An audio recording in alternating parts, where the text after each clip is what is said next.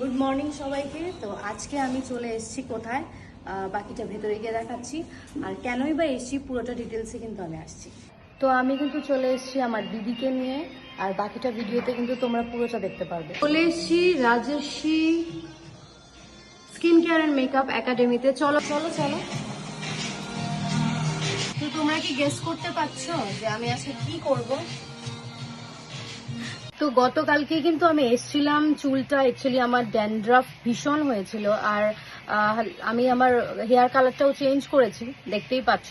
তো আজকে আমি করব ন্যানোপ্লাস্টিয়া, আর এটার রেজাল্টটা কিন্তু তোমরা পুরোপুরি দেখতে পারবে।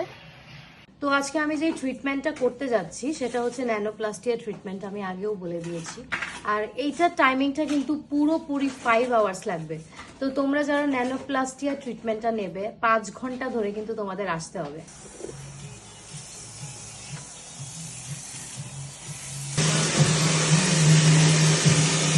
কিন্তু ভীষণভাবে ওয়েট করছি যে কখন আমার ফাইনাল লুকটা আসবে দেখার জন্য। আমি কিন্তু ভীষণ এক্সাইটেড। আমার পছন্দের মানুষ লিপাদি চলে এসছে, আমাকে সুন্দর ট্রিটমেন্ট দিচ্ছে। আবার অবশ্যই পছন্দের মানুষ বলে ভুলেও ভেবো না যেটা প্রমোশনাল ভিডিও।